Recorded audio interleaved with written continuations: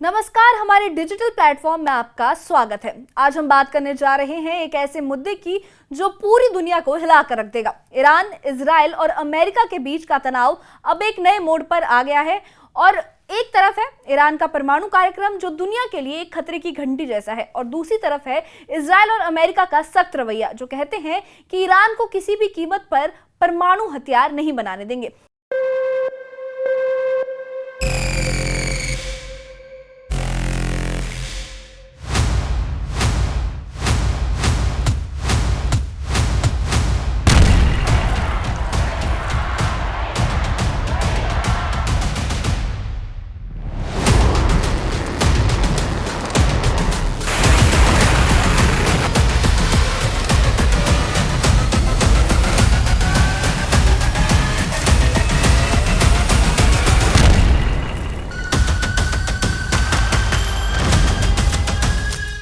जून की शुरुआत में ही ईरान को लेकर दो बड़ी खबर आई है जिसने पूरी दुनिया को हैरान कर दिया है। अब या तो ईरान और इजराइल का युद्ध होगा या फिर ईरान का एटम बम तैयार हो जाएगा। इस बीच एक नया ट्विस्ट आया है सऊदी अरब का। जी हाँ, सऊदी अरब भी अब इस खेल में शामिल हो चुका है। तो ये माजरा क्या है? क्या ये एक बड़े युद्ध की शुरुआत है या फिर शांति की नई उम्मीद है? चलिए इस खतरनाक खेल की स्टेप बाय स्टेप समझते हैं कि ये क्या मामला है, इसमें सऊदी अरब का क्या रोल है। सबसे पहले ये समझ लीजिए कि ये मसला पिछले 2 महीने से पूरी दुनिया की नजरों में है। ईरान के परमाणु कार्यक्रम को लेकर अमेरिका और इजराइल एक तरफ खड़े हैं और ईरान और अपने स्टैंड पर अड़ा हुआ है। बात तब और गर्म हो गई है जब अमेरिका के राष्ट्रपति डोनाल्ड ट्रंप ने यह साफ-साफ कह दिया कि ईरान को यूरेनियम संवर्धन की इजाजत नहीं मिलेगी और ना ही उसे परमाणु बम बनाने दिया जाएगा। ये बात ईरान के लिए एक बड़ा झटका है क्योंकि ईरान के विदेश मंत्री अब्बास अरागची ने कहा है कि हम अपने यूरेनियम संवर्धन के हक से कभी पीछे नहीं हटेंगे। पहली और बहुत बड़ी खबर यह है कि ईरान के संवर्धित यूरेनियम का गोदाम 50% तक बढ़ चुका है, यानी ईरान बम बनाने के और करीब पहुंच चुका है। यह दावा है अंतर्राष्ट्रीय परमाणु एजेंसी का। दूसरी बड़ी खबर यह है कि ईरान, अमेरिका, इजराइल इन तीनों की टक्कर में अचानक एंट्री हो गई है सऊदी अरब की और सऊदी अरब की चेतावनी है कि ईरान अगर बातचीत से पीछे हटा तो ईरान का इजराइल और अमेरिका से युद्ध फाइनल है। तो यही है असली टकराव का मुद्दा, यूरेनियम संवर्धन, यानी यूरेनियम को इतना शुद्ध करना कि वो परमाणु बम बनाने के काम आ सके। अब थोड़ी हिस्ट्री समझ लीजिए कि ये मामला आखिर इसकी हिस्ट्री क्या है। ईरान का परमाणु कार्यक्रम लंबे समय से दुनिया के लिए एक चिंता का विषय बन रहा है। इंटरनेशनल एटॉमिक एनर्जी एजेंसी यानी AEEA की एक सीक्रेट रिपोर्ट के मुताबिक ईरान ने अपने संवर्धित यूरेनियम के स्टॉक को 50% तक बढ़ा लिया है। अगस्त 2024 में ईरान के पास 164 किलो संवर्धित यूरेनियम था।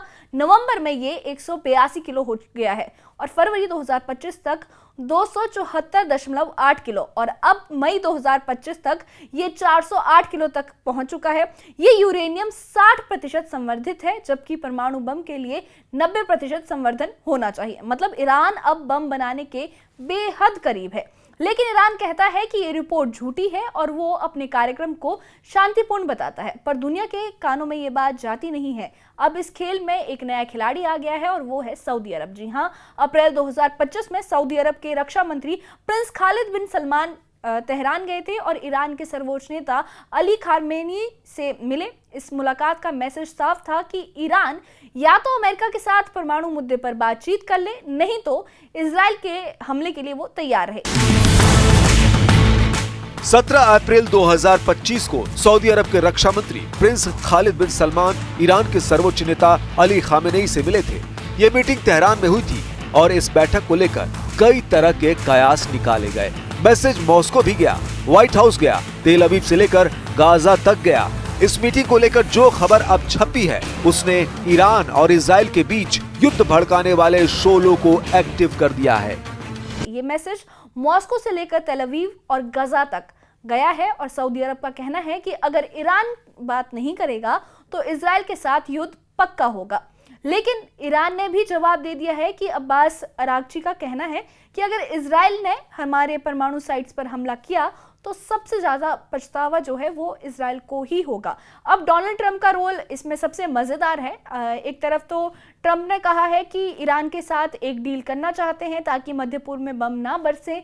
उन्होंने कहा है कि ईरान नहीं चाहता कि उसके साथ बम बरसाए जाएं, इसलिए वो डील करनी चाहिए। लेकिन दूसरी तरफ ट्रंप ने एक बड़ा यू टर्न भी इस मामले में लिया है और कहा है कि ईरान को यूरेनियम संवर्धन भी नहीं करने दिया जाएगा। ये बात ईरान के लिए एक बड़ा धोखा जैसी थी, क्योंकि ईरान के लिए के यूरेनियम संवर्धन में एक शर्त थी कि इसके बावजूद ट्रंप को लगता है कि 2 हफ्तों में एक डील हो सकती है। पर सवाल ये है कि क्या ईरान इस शर्त पर राजी होगा। अब इजराइल की बात करते हैं। इजराइल के प्रधानमंत्री बेंजामिन नेतन्याहू पहले तो ईरान पर हमले के मूड में थे। एक सीक्रेट मिशन ऑपरेशन तेहरान पे भी वो काम कर रहे थे और वो भी तैयार था, लेकिन ट्रंप के एक फोन कॉल ने सब कुछ बदल दिया। रिपोर्ट्स के मुताबिक ट्रंप ने नेतन्याहू से कहा है कि ईरान पर अभी हमला मत करो वरना अमेरिका तुम्हारा साथ नहीं देगा। इस बात को इजराइल की मिलिट्री लीडरशिप में कोहराम मच गया। इस बात को लेकर नेतन्याहू ने बाद में कहा कि इससे ये सब जो है ये फेक न्यूज़ है, लेकिन सवाल ये है कि क्या इजराइल सच में ईरान से डर गया है या ट्रंप का दबाव काम कर गया है। अब एक और ट्विस्ट एक न्यूज़ एजेंसी के मुताबिक आया है कि अमेरिका ने ईरान को एक प्रस्ताव दिया था जिसमें ईरान को थोड़ी मात्रा में लो लेवल यूरेनियम संवर्धन की इजाज़त दे दी गई थी और उसकी परमाणु सुविधाओं को पूरी तरह से बंद करने की बात नहीं की गई थी। ये प्रस्ताव ट्रंप के पब्लिक स्टैंड से बिल्कुल अलग दिखाई दे रहा है, जिसमें उन्होंने जीरो संवर्धन और परमाणु सुविधाओं के पूर्ण विनाश की बात की थी। तो ये क्या खेल है? क्या ट्रंप दोहरी बात कर रहे हैं या फिर ये एक कूटनीतिक चाल है? इस बीच ईरान ने भी अपने तेवर दिखा दिए हैं। ईरान ने 5 बड़े युद्धाभ्यास किए हैं और ये दिखाना चाहा है कि वो किसी भी युद्ध के लिए तैयार है और वो किसी को भी हरा सकता है।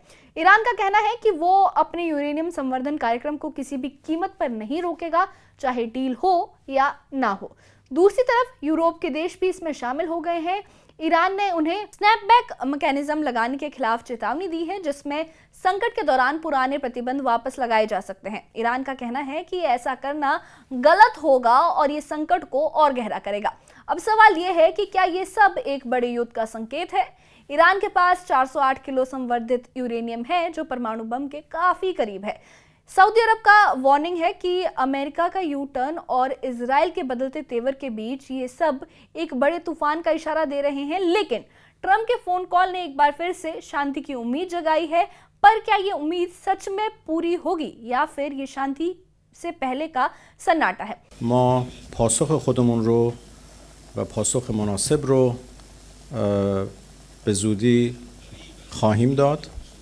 پاسخی که مبتنی بر اصول جمهوری اسلامی ایران، منافع ملی مردم ایران و حقوق مردم ایران هست و مسلماً هیچ توافقی وجود نخواهد داشت مگر اینکه به غنیسازی در ایران و ادامه غنیسازی احترام گذاشته بشه و غنیسازی ادامه پیدا بکنه.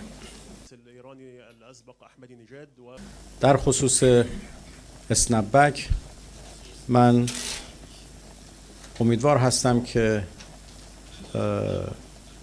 کشورهای اروپایی چنین اشتباهی را مرتکب نشن.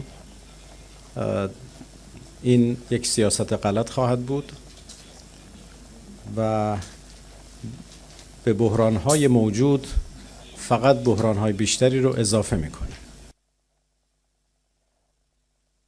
من تصور نمی کنم که اسرائیل چنین اشتباهی رو مرتکب بشه، چرا که در صورت چنین اشتباهی اون کسی که بیشتر از همه افسوس خواهد خورد و متاسف خواهد شد خود اسرائیل خواهد بود. एक बात तो साफ है कि पूरा मध्य पूर्व और उसके साथ पूरी दुनिया इस खेल को सांस रोके देख रही है। तो ये थी ईरान, इजराइल और अमेरिका के बीच के तनाव की कहानी। एक तरफ है ईरान की जिद कि वो परमाणु बम बनाकर रहेंगे, अपना परमाणु कार्यक्रम है वो जो लगातार चालू रखेंगे, बनाते रहेंगे। तो दूसरी तरफ उन पर ट्रंप का दबाव है और तीसरी तरफ सऊदी अरब का नया खेल है जिसमें वो ईरान से कह रहा है कि वो अमेरिका की और ट्रंप की बात माने। क्या ये सब एक बड़ी डील में बदलेगा या फिर एक खतरनाक युद्ध का आगाज होगा?